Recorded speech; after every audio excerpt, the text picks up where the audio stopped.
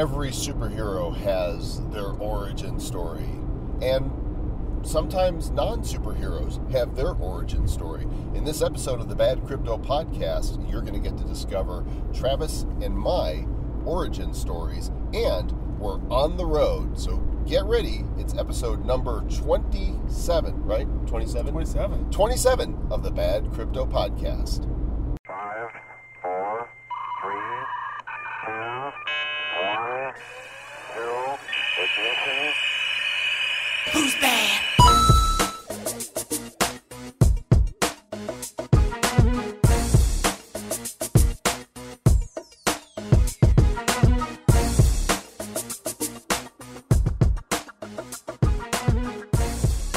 Hey, you bad boys. Fellow Crypto Chicks fan here, Tracy from Logan, Utah. Just wanted to say I have been burning for your podcast in the last 3 days, and I just finished episode 21, and I called for two reasons.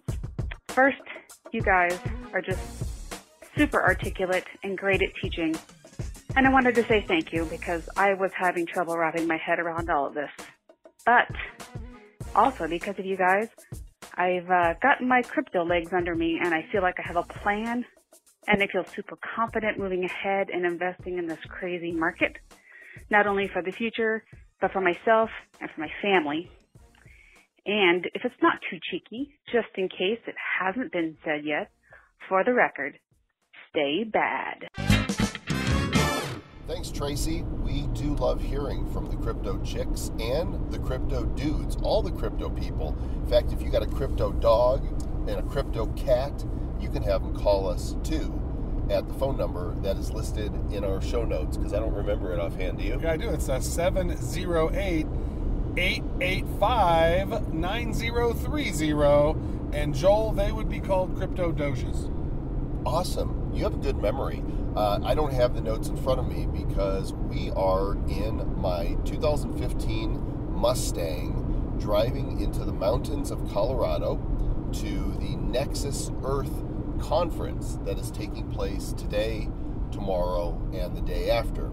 And I just made this evergreen for people who are listening later because it's always going to be today, tomorrow, and the day after somewhere. Yes. So I guess this episode is called On the Road with Joel and Travis, right?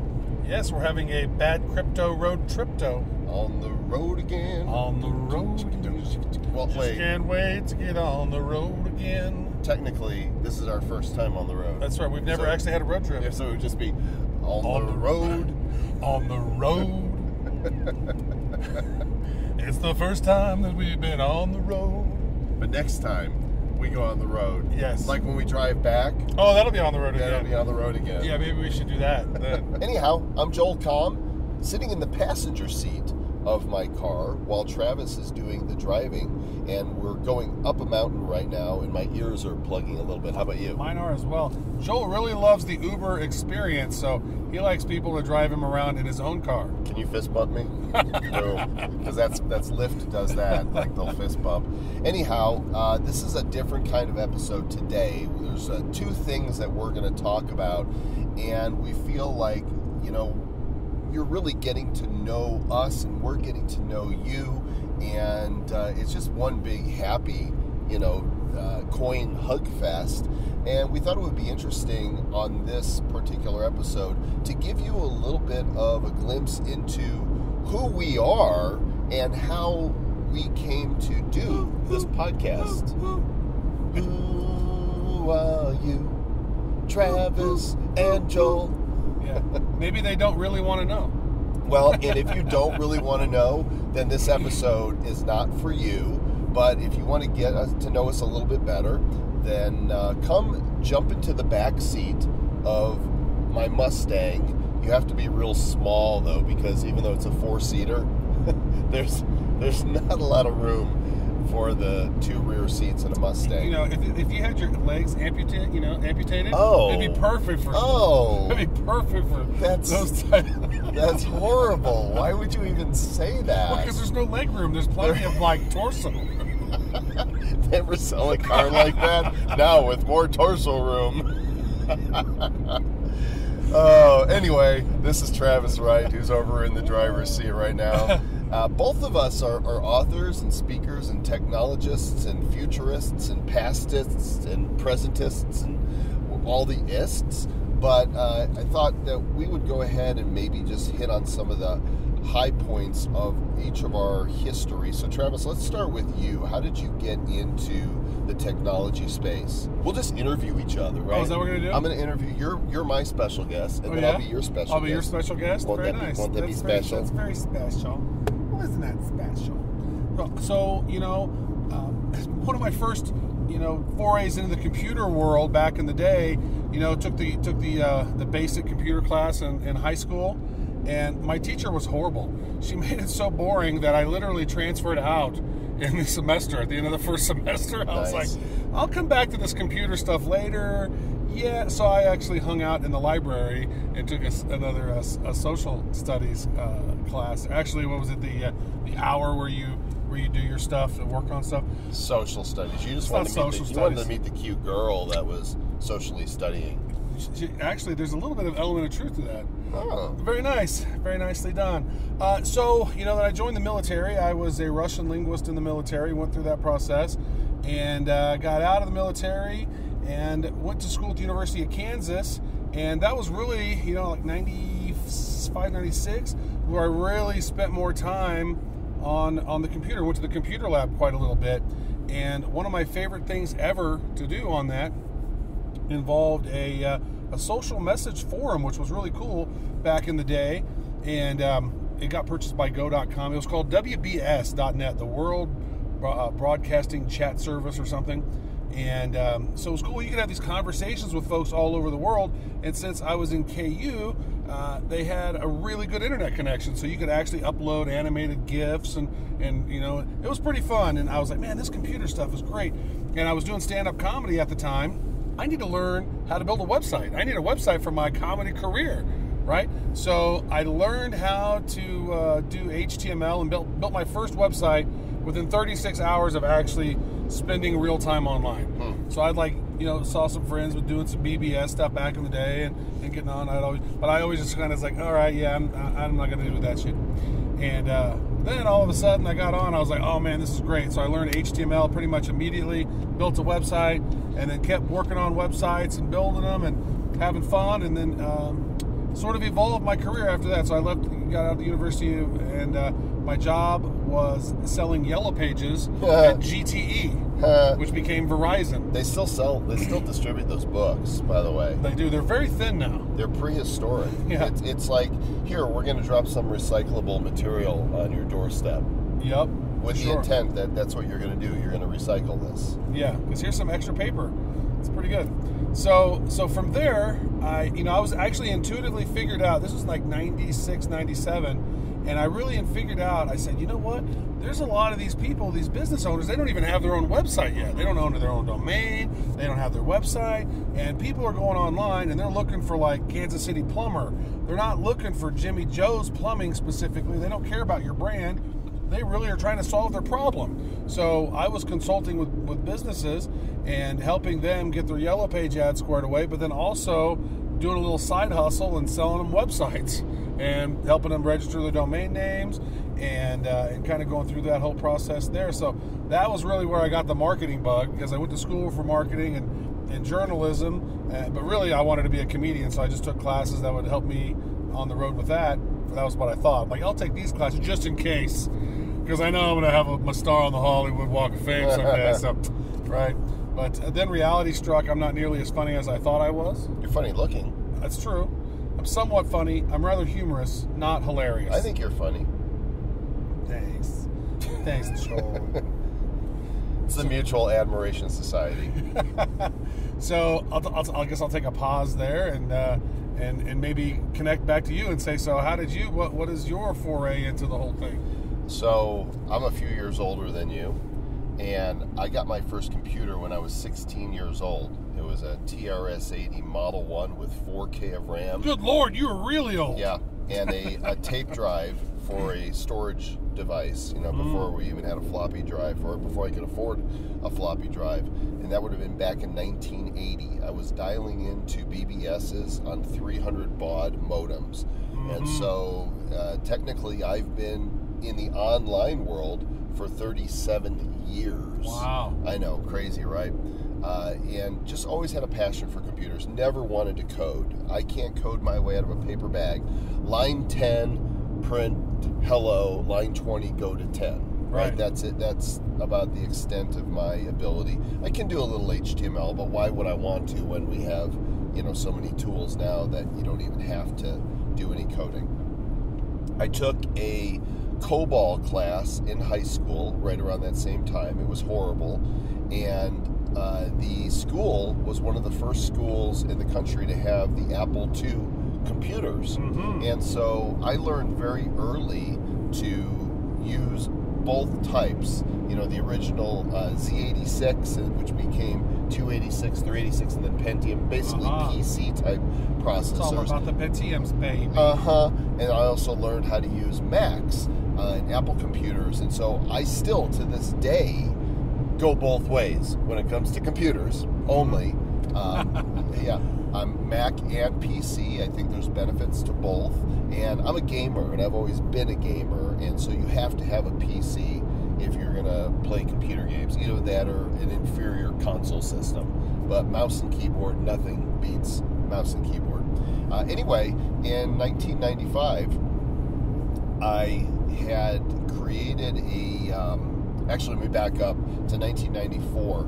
I remember as a salesman, I wasn't making a ton of money. I also was a DJ. That was my first entrepreneurial venture. I did radio, I did clubs, but then I started doing my own gigs and making some decent money. And that was it. DJ JC. DJ JC. And I remember going to the software stores and seeing how much software was, and I opened up a computer gaming magazine, and I thought, I bet the guys who review the software get it all for free. So I decided to start the Dallas-Fort Worth Software Review, which was basically a 20-page rag that I would create of my own, a zine that I would lay out, design, write, print up, and distribute freely at the software stores. Made 1,000 copies of it, distributed it. But when I got on the phone with these software companies, I told them, my name is Joel Comm. I'm the editor-in-chief of the Dallas-Fort Worth Software Review. We'd like to take a look at this software. I had the whole thing scripted out. And they didn't hesitate at all. And before you knew it, it was like Christmas every day in my house. Packages coming from all these different software companies via Postal Service, UPS, DHL, FedEx. It was amazing. In 95? In 1994. That was happening. Oh, nice. And then I went to the Consumer Electronics Show in January of 1995, and my eyes were opened to the World Wide Web. I had already been on America Online, Prodigy, CompuServe, Delphi, Genie, all the online services, but I wasn't really familiar with the internet as, what the web was. Is this Eisenhower? We are currently in the Eisenhower Tunnel. Very cool. And that's where you're passing through the big mountains into the beautiful landscapes. Those of you that are listening, use your imagination. We're in a tunnel, okay? We're in a tunnel. We're in a tunnel. That's what we're doing. And we're going to come out the other side of the tunnel, and it's going to be this gorgeous vista. Anyhow, I realized I needed to take my software review magazine and put it on the World Wide Web. And so by July of 1995, worldvillage.com was born. It was, that year, there was only 18,000 sites on the web in the world. So I got to help pioneer the World Wide Web, and that's how I got started. 18,001. Well, actually, probably was less than that, because by the end of the year, there were 18,000. But I was on in July, so... You should say like about, 10,000. 12,000. Yeah, very nice. Yeah. So that's, and now back to you. Is World Village still around? Worldvillage.com is still alive. How did you choose that name, by the way? We thought of the internet as bringing people together, connecting the world. And, how would we be able to engage with others, not just in our communities and not just in different states, but all over the world. And the world is kind of a village, and so we're like, World Village. Right on. How many people were on your team? It was just me and my partner originally, and the way that we had software reviews written was I couldn't afford to pay writers, so I went on bulletin boards and I said, we need writers, and there's the Vista. Ooh. Look at that. Isn't that awesome? Not the operating system for Windows. No, this is, we're looking at beautiful blue skies today, green trees everywhere, and Rocky Mountains. If you've never been to Colorado in the Rockies, there's just nothing else like it. We are really high. And here's a piece of trivia for you here, a piece of Colorado trivia. There are 52 14ers Really? in Colorado, 52 Wow. mountains that are 14,000 feet or more. There's no other state that even comes close to that.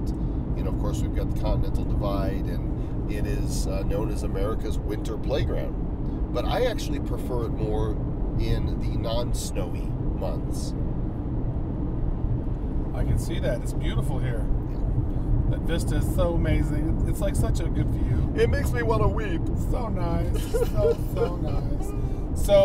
So you were doing these reviews on World Village, and then you built that out for other stuff. So, but what happened is couldn't afford to pay people, so I told these writers, I need reviews, and we will give you the software, and you get to keep it, and send us back a 500-600 word review with a few screenshots. Oh, nice. And so I had like 40 people that were contributing to World Village, and that's how the site got started. Today, it's not really in use. It's still there. It's still got some decent Google juice, and if I found the right partner that wanted to come in and create content and make something of it, I think that there's opportunities there. So if anybody's listening and you think Once you that throw might down some be Bitcoin. that's right. Throw me some Bitcoin, and you could buy in to one of the oldest sites on the web.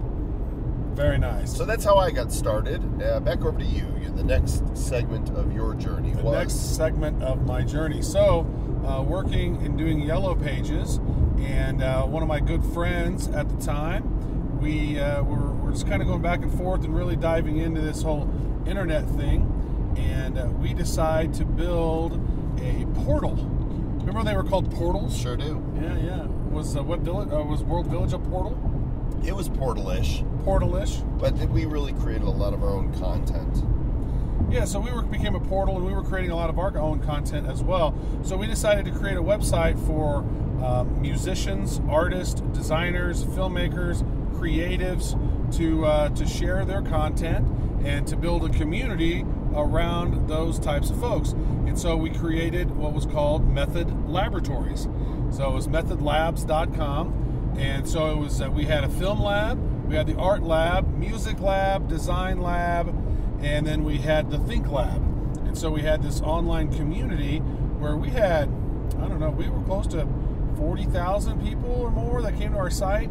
It was basically a PHP, BB, bulletin board type of a forum, but we basically pimped it out. We made it all sort of MySpace-ish in the time. So you could actually go in, create your profile page, add your own images, build it out, sort of you could HTML it up a bit.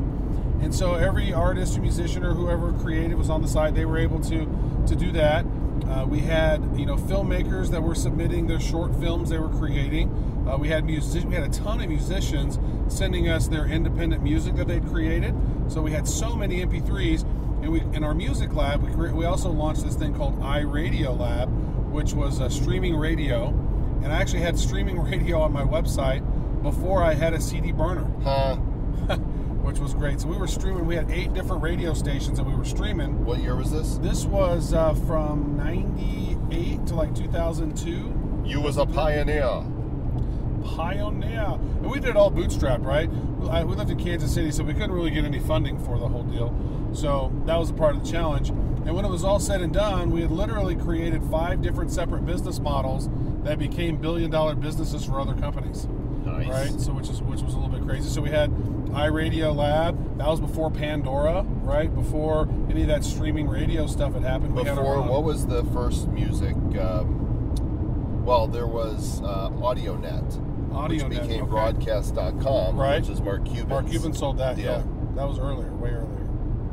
Yeah. So we had that going for us. We were using like Shoutcast and Winamp and built some some customized stuff too to make it work well. So, some people are listening are like, we have no idea what you're talking about, but there are some of you that are like, oh, I remember we had Aspen shout cash. Back in the day, We had to walk 20 miles barefoot through the snow. just to wait for the JPEG to download. Uphill. Right. Yeah, and so we actually gave every user on our site 50 megabytes of web space for free. Oh, wow. So you could be joelcom.methodlabs.com, and you were able to have you could build your own website there if you wanted. So that was obviously before Dropbox or any of those sort of services. Did you have any method actors that were using Method Labs? I don't believe so. Method actors. There were some creators that were doing some pretty cool stuff. But one thing that we did, we sort of branched out into different areas, and we said, all right, you're a musician, you're an artist, you're a designer, send us your designs or your logos, and we will bang out t-shirts for you. So we also had our own little t-shirt business where they would order 20 shirts or whatever, send us the check for their money.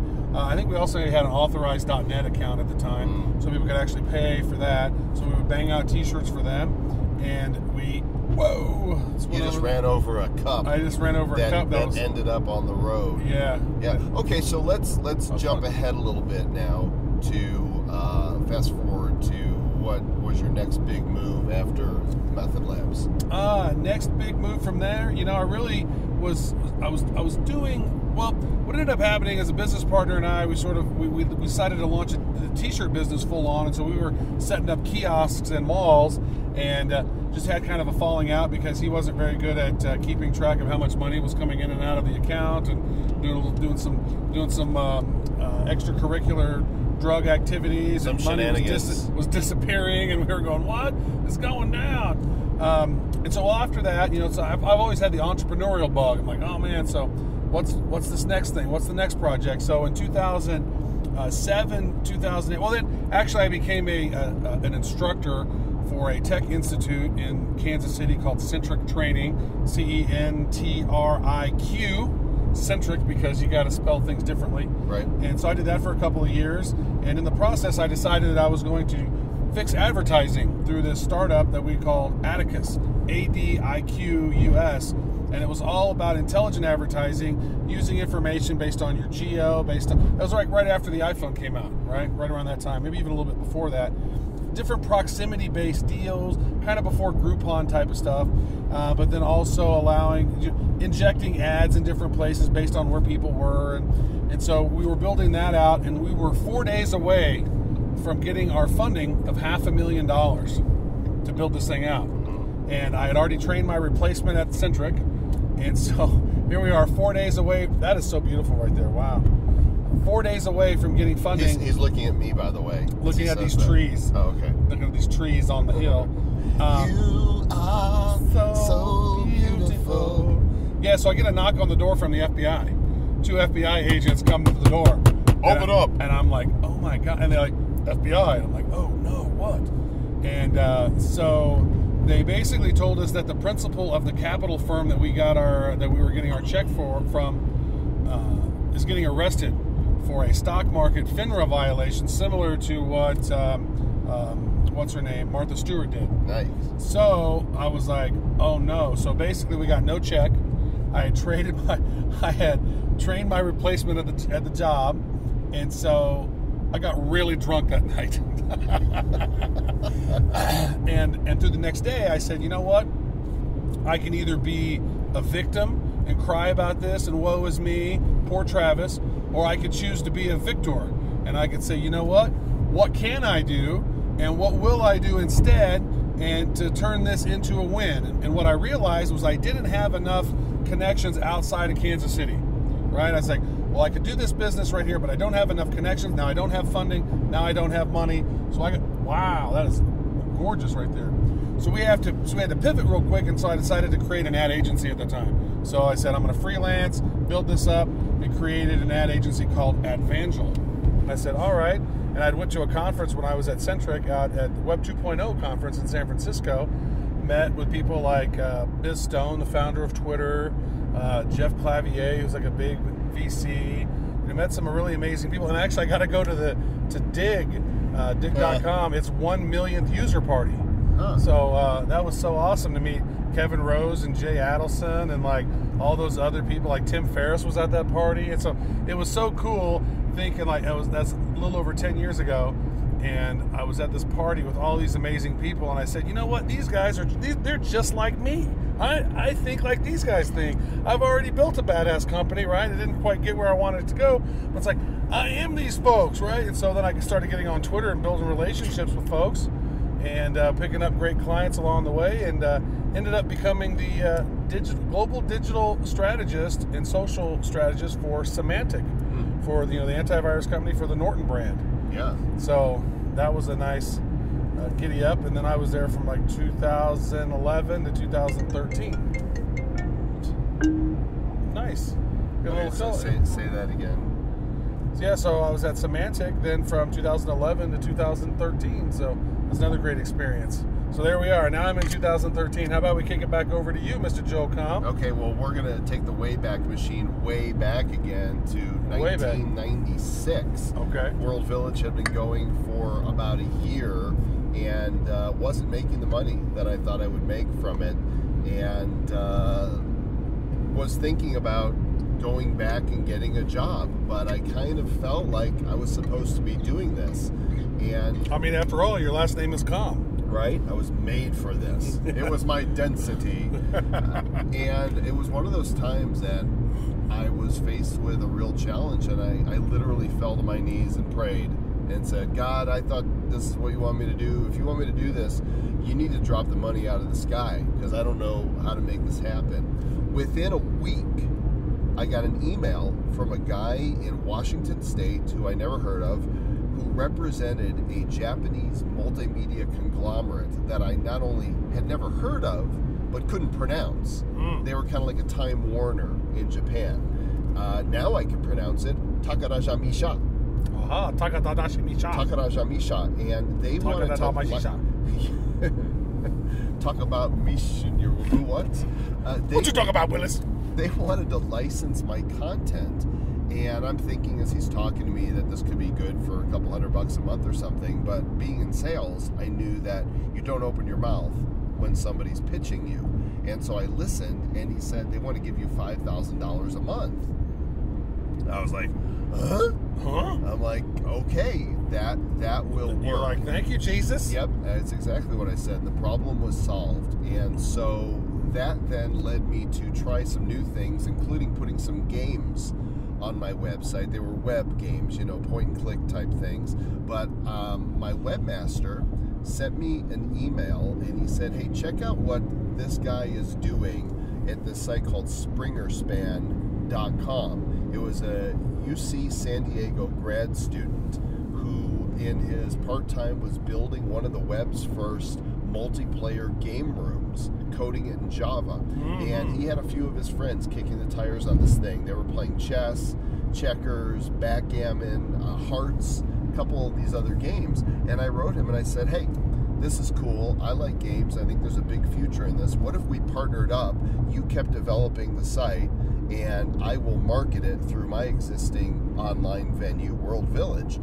We renamed it ClassicGames.com, built it, added something like 16 games in all, had thousands of people playing on it. And one day we got a knock on our door from a little company known as Yahoo. Of course, at that time, Yahoo was the king of the search engines and the portals, and they wanted to do a deal with us, and eventually they bought it. It was my first 7-figure deal, and it became Yahoo Games, which was one of the premier online gaming sites for about 18 years before they shut it down because Yahoo's a fail now, and they don't know what they're doing.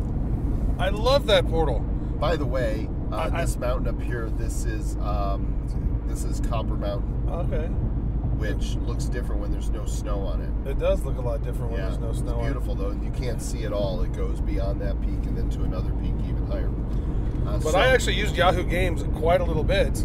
Loved Yahoo Games. I would go in there and just because you could chat with people while you're playing games. You could talk a little trash while you're playing games. So do you remember the avatars you would choose from? There was one of them that was a guy in a red cap, glasses, and a goatee. Yeah. That was me. That was awesome. That was me. And the one with the blonde-haired boy with the blue cap, that was my partner Aaron, who was the developer, the programmer. He went to work for Yahoo, became their chief game Yahoo until he got vested, took his stock and ran. But that was a really good deal, and since that day, I've never been in debt. I've never taken venture capital. In fact, I've never taken venture at all from anybody. If I couldn't fund it myself, then I don't do it. And I built a online shopping site called dealofday.com in 1999. It was one of the first coupon bargain hunter sites, because all these merchants were offering deals for discounts if you shopped online, and it was an affiliate marketing haven for me. Just made a lot of money in commissions.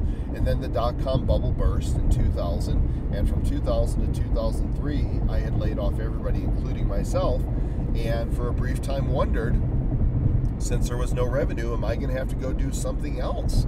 And in my heart of hearts, I knew that the internet was not done, that it would come back with a vengeance. And I was always looking for ways to monetize my website.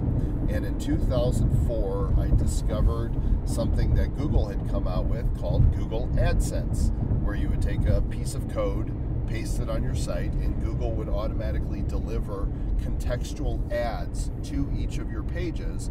When a visitor to your site would click on one of those ads, Google would split the revenue with you, and you'd make some money from every click.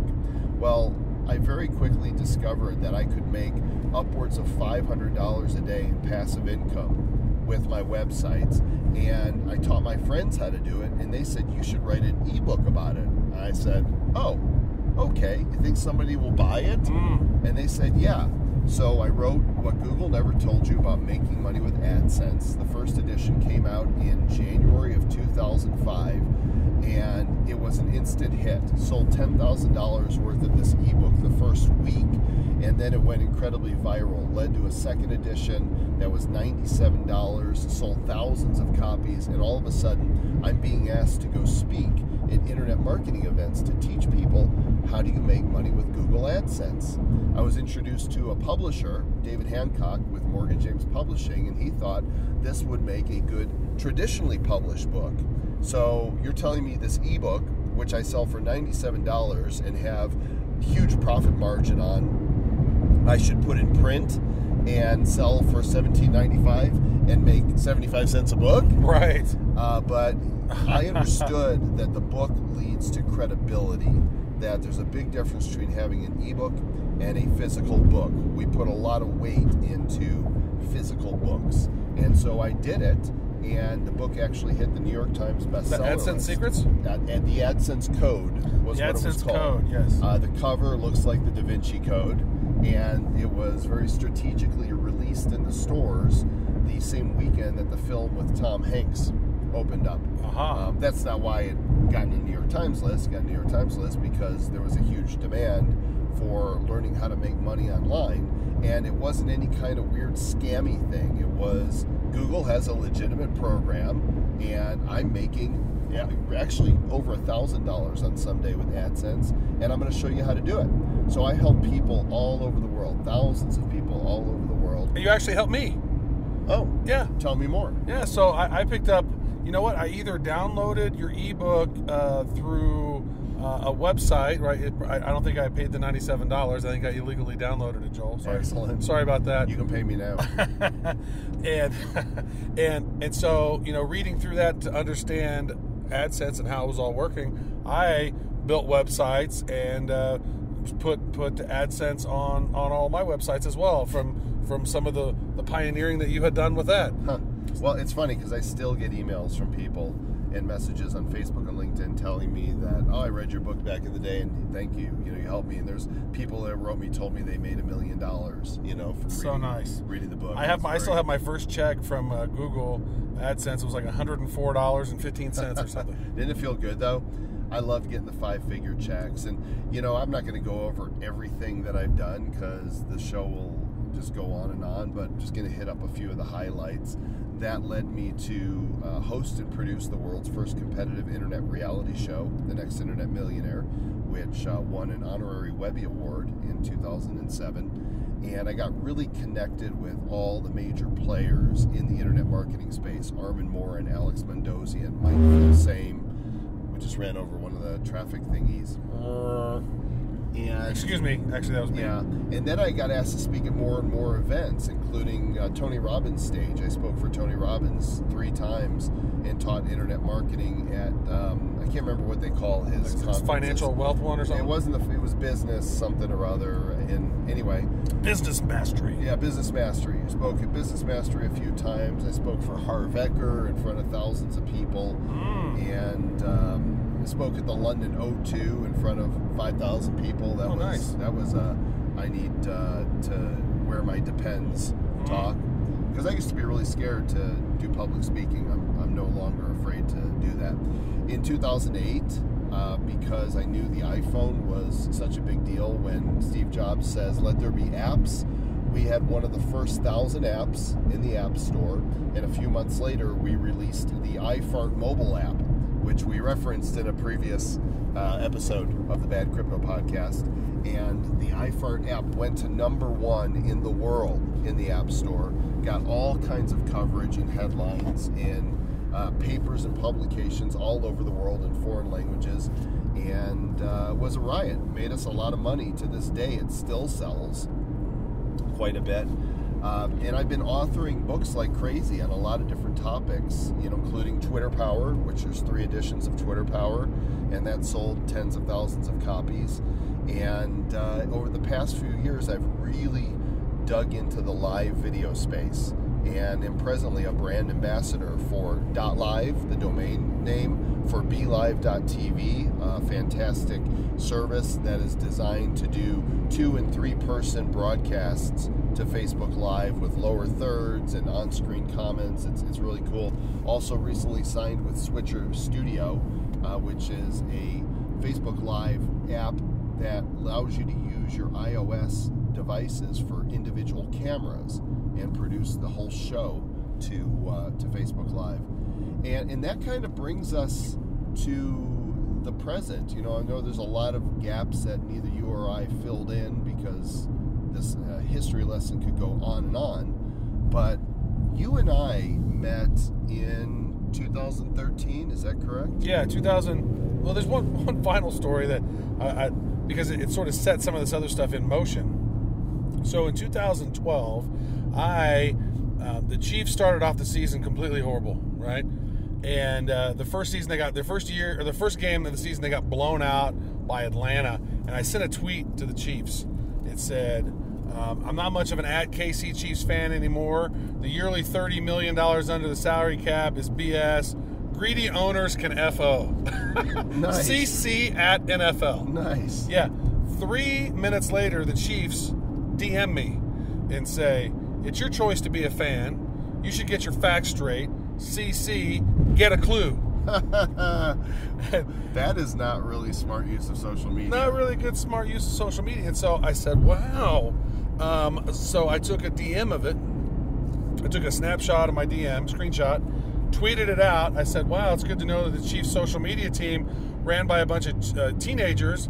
Fact, you're under the salary cap for like 5 years in a row, et cetera, et cetera. So anyways, and then I sent a picture of that tweet from the Chiefs. And then that created this social media shitstorm. Like, it was crazy. Like, all these people, because at the time, I actually had more followers than the Chiefs had on Twitter. Uh-huh. And so I'm like, yeah, probably not a good idea. At least, you may want to, before you shoot vitriol back out to an unhappy fan, you may want to check them out. But, so all these messages back and forth. Did this really happen? Is this really happen? Oh my God, this blah, blah, blah. And then the Chiefs blocked me. So once they blocked me, I decided to put it on Reddit. So it was literally one of my first posts on Reddit. I'd been on Reddit for a while, but I just hadn't posted much. And so I posted that on there, made the front page of Reddit. And there was some people who were like, well, you're being a dick. You're the one being rude. You just say whatever you want on, how rude was that? That never happens on the internet. Right. Everybody's all polite on there. And what was funny is it was just one tweet. I didn't rail on them. I was talking to a buddy on the phone, and it was like, this is like the 5th year in a row they're 25, 30 million. This is ridiculous. No wonder we're getting smoked, right? They're greedy.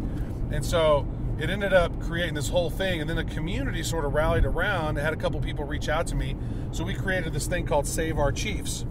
And so we basically created social channels, and then we started rallying the community. So we ended up getting nearly 100,000 followers on Twitter, 30, 40-something thousand on Facebook, and we did a crowdfunding where we were able to collect almost $7,000, and we were flying airplanes with banners over Arrowhead each game. Huh. And then we're getting on the radio, doing all this stuff, and we did a blackout Arrowhead. And so we worked with some sporting good company. We created these black sweatshirts and blackout Arrowhead, and the pictures from that day. There's like so many empty seats and just black jerseys and black shirts everywhere. It was pretty crazy. And then we ended up getting the general manager and the coach at the end of the season. They all got fired. They finished the season 2-14, and it just became a hilarious story and a use case of social media. And actually, my first book that came out in January called Digital Sense, that's actually the introduction to that whole story. It's a tale of two different companies and how they had interacted with social media and what to do, what not to do. And the book's all about social business, customer experience, and marketing technology.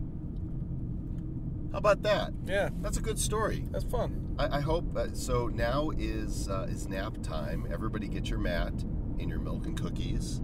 Yes. And we're going to take a break here.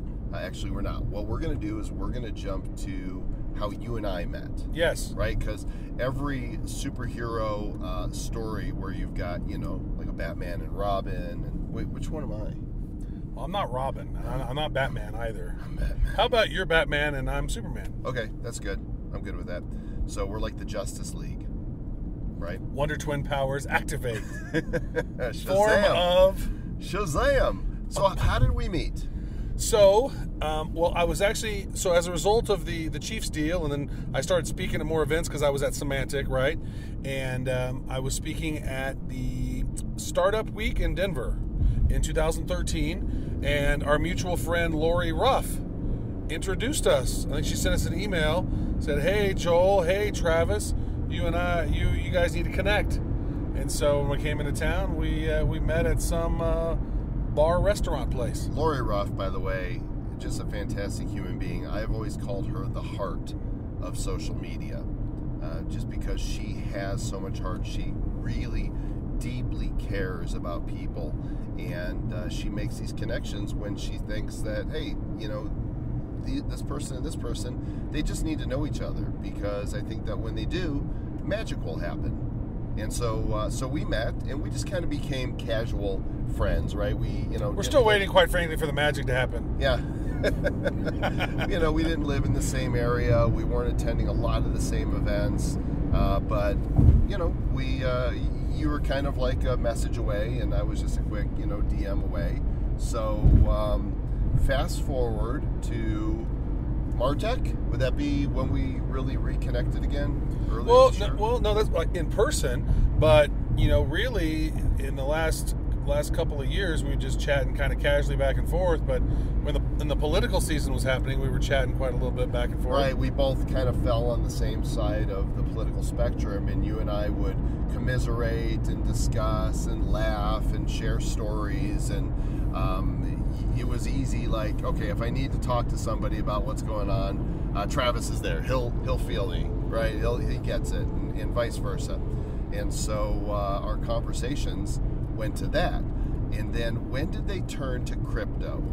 Well, so I wrote an article in Huffington Post in December, and it was all about WikiLeaks and the Russian hacks and all this stuff. And so I saw it was a very heavily sourced article. There were probably 40, 50 links in that article sourcing all this different stuff. And I said, you know what? I think one of the solutions really needs to be blockchain as a solution to if people are concerned about somebody hacking an election or whatever, blockchain and identities need to be something that is considered. And so that article was written, had a team of data scientists and programmers reach out about maybe solving the fake news problem, right? And so we've been chatting about that, and then we're still was chatting with you about politics and whatnot, and then so our conversation started to be were weaving around, blockchain and crypto. This would be back politics. in May, because back in May is when I attended a conference and another friend of mine was talking crypto. And even though for, several years I wasn't really paying attention because I didn't understand it, I finally started paying attention.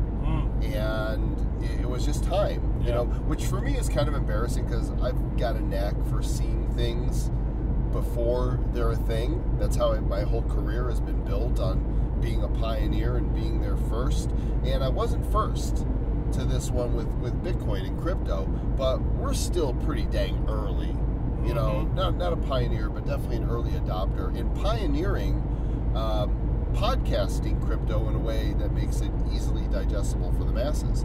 Anyway, we're talking crypto on Facebook Messenger, and you sent me a message. Do you remember what it said? No, I remember sending the message, and actually going back through our message stream, I think the first message that I had sent you specifically about crypto was like in late January or February. So even unknowingly, just like, whoa, have you seen this? Well, check this out.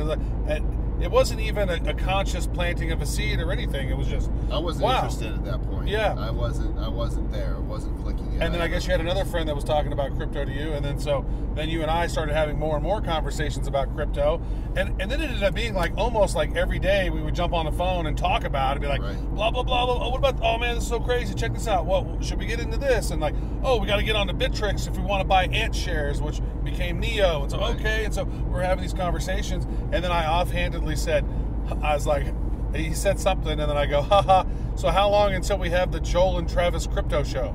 And immediately, as soon as I saw that, I thought, yes, that we must do a podcast. And I think my response to you was something to that effect. Well, your response was a little message that said, yes, I'm on a walk, I'll be back, I have an idea. And then you literally came back, and then your next message is, the Bad Crypto Podcast, a podcast for noobs, and blah, blah, blah. I think we jumped on the phone and had a phone call after that, and kind of hashed it out. And 2 days later, episode 1 came out. We registered the website. We signed up for the Libsyn account. We got the social profiles. Got WordPress set up. And 2 days later, we released the very first episode of the Bad Crypto Podcast, not having any idea what would happen as a result. And boy, were we surprised. Yeah, and our very first episode, the very first day, we relaunched it on July 18th. It got 4 listens. Well, because it came out like just before midnight. Right? That's true. It wasn't really the official date.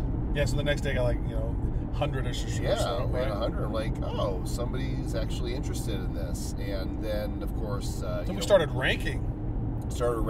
We hit as high as, I think, number 28 in all of business, number 6 in investing. We had one day that we had over 9,000 downloads, and we've got friends and peers going, you guys found a unicorn.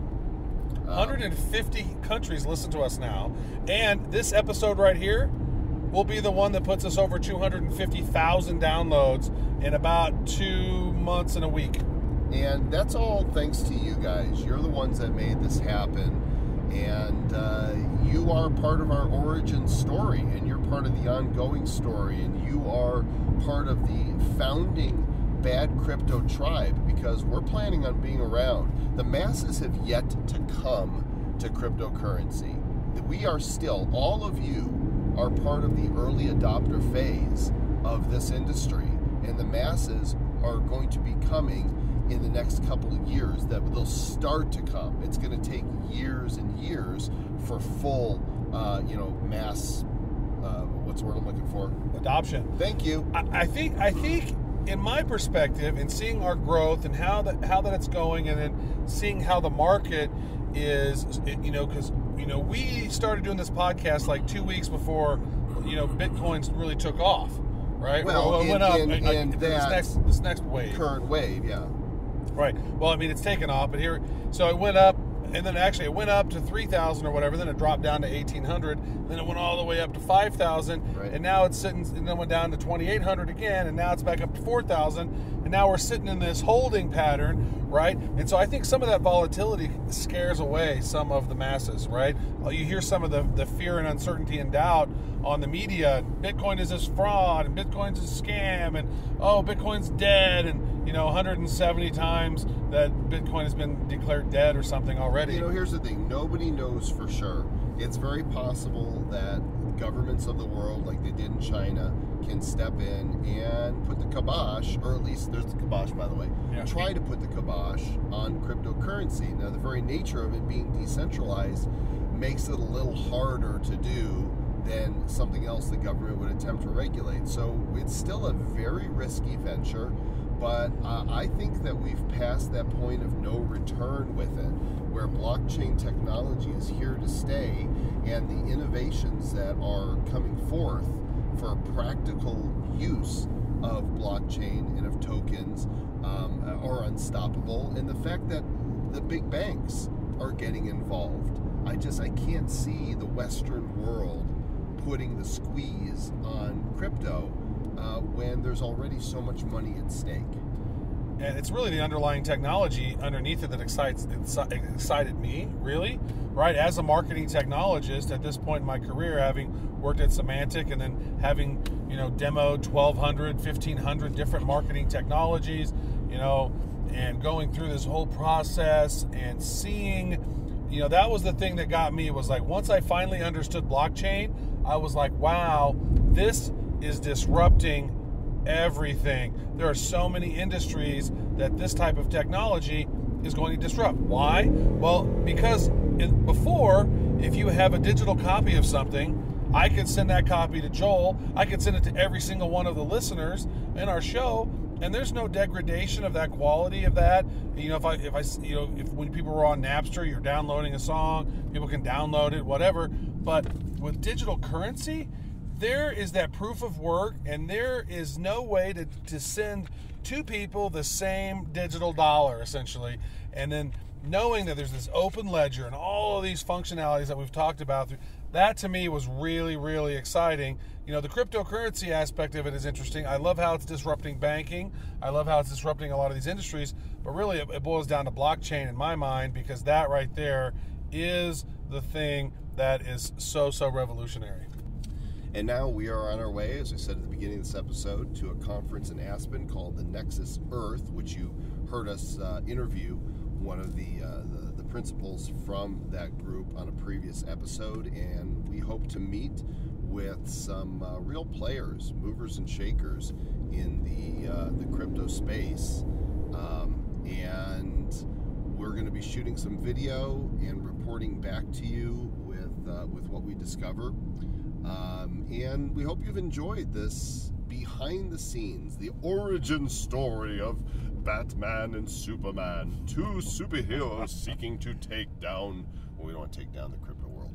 We want to bolster, demystify, thank you. Yes. And I know this has been a different kind of show for both of us. It's probably a little bit longer too. We wasn't really expecting to do this sort of show, but we were having conversations and we decided, hey, let's do this one.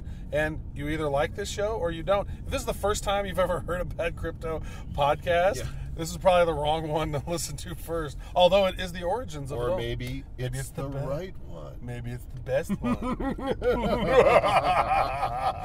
Bad point.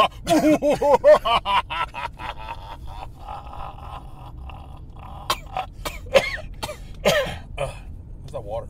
Yeah. So thanks for listening, and we appreciate your reviews on iTunes, Google Play, Stitcher, SoundCloud, YouTube. I don't know if they review on Spotify and iHeart, but you can listen to us there as well now. Call us, write us at badcryptopodcast@gmail.com, or just go to badcryptopodcast.com and click the contact link to get a hold of us, whether you've got a question, feedback, you're interested in sponsoring the show, you've got some ideas for us, you want to send us cryptocurrency, which we really, really like that. And of course, tell them how to get started with crypto, Travis. Yeah, so if you want to get started on the cryptos, one of the best and easiest ways to do that is with Coinbase. You can get $10 of crypto for free. They actually give you $10 worth of Bitcoin for free once you spend $100 on Coinbase. And they also give us $10 in Bitcoin as well. And that is great. And actually, Coinbase, they've actually had some issues over time. Some people were a little upset about their lack of customer support. Just saw a tweet yesterday that they are launching a brand new call center and going to have lots and lots of customer support. So I think that's something that was definitely needed, because sometimes getting started in crypto can be a little bit challenging. But if you want to get started on that, you go to badco.in/Coinbase. That's a great way to get started. And I would assume that since this episode will hit us over 250,000 downloads, that in the next episode we might have a big bad coin giveaway. Ooh, big bad coin. Big bad. Giveaway. So stay tuned, gang. And I'm thinking of something clever to say. And I just, I'm trying to pay attention to the road. We got some construction going on. We got orange cones. Listen to this. Quit farting over there, Joel. Stay bad.